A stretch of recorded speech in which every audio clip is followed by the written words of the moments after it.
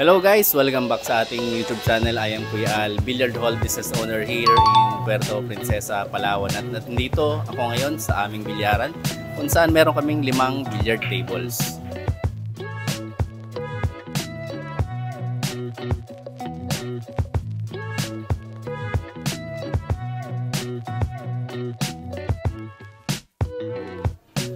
And for today's video guys, sasagutin ko itong mga katanungan na madalas kino-comment sa ating YouTube channel, katulad ng itong mga tanong na to.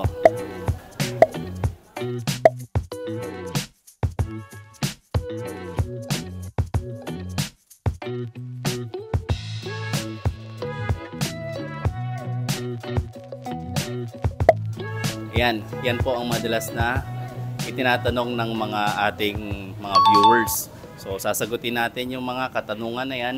Kung may isa po ba akong billiard table sa bahay o nagpaplano po ako magkaroon ng isang billiard table sa bahay, kailangan ko pa po ba ikuha ng business permit?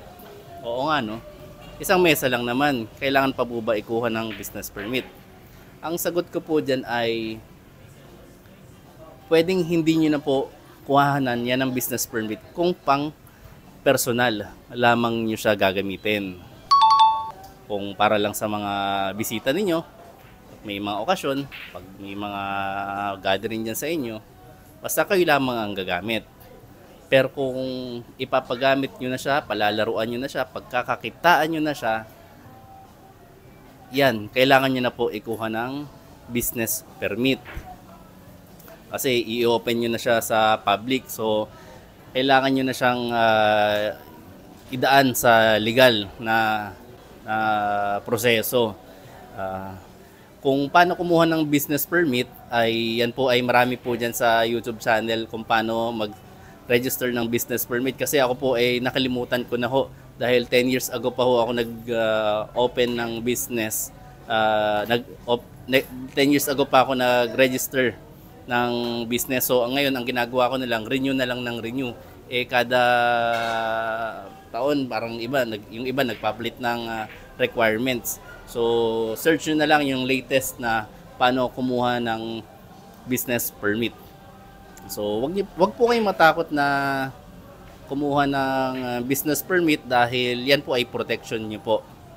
Kahit ireklamo po kayo ng barangay o ireklamo kayo ng kapitbahay nyo sa barangay or sa city hall, dahil meron ho kayong permit, ibig sabihin pinayagan kayo magtayo dyan ng bilyaran, kahit residential pa yan, yan po ay inyong protection. Kaya wag ho kayong matakot.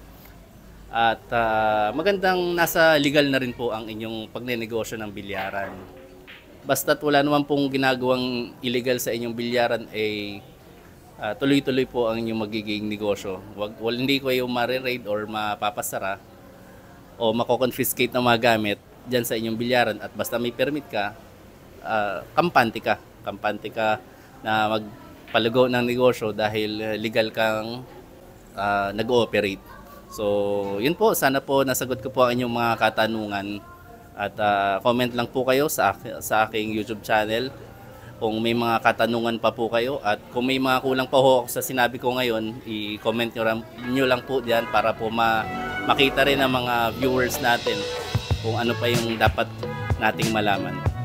Please don't forget to subscribe sa ating YouTube channel, Kudos Billiards, at magkita-kita po tayo sa aking next video.